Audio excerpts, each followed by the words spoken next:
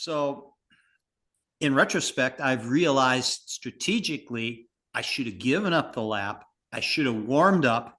I should have waited for another team to do an exchange. And instead of bringing the field, just popped on their wheel for a half a lap sprint.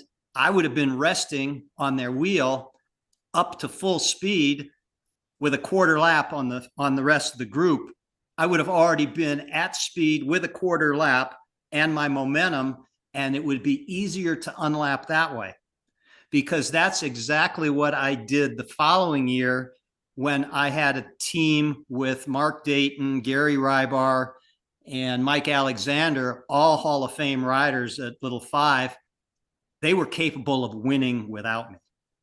And when I would take the first 3/4 of a lap, there was no reason for me to exhaust myself trying to take the full lap, because I give it to them and they could easily bring it home.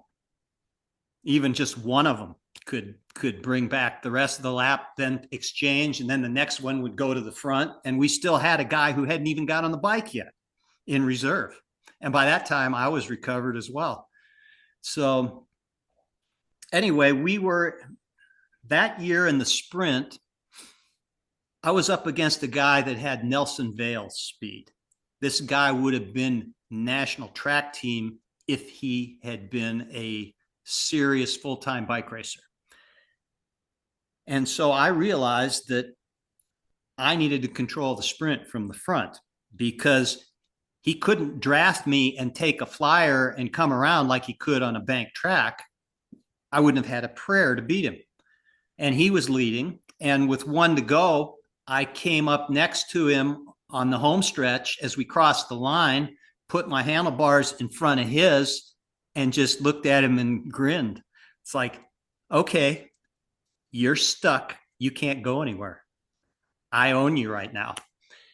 And yeah, I was the rookie. He was the veteran. So as soon as we hit the turn, we didn't go into the turn very fast. I accelerated as fast as I could all the way around the turn and sprinted flat out the entire backstretch. And by the time we went into the last turn on the far end of the track, he was ahead of me by about a wheel. He had already come by me and passed me, but he was outside, and then we were coasting. So then I was back ahead of him, and there was nothing he could do. He wound up trying to pedal too early because he knew that he couldn't catch me by the middle of the finish line, and he hit a pedal and got a little sideways. I beat him by 2 lengths, but it was a purely tactical victory. The following year, as I said, we had a team that could have won without me.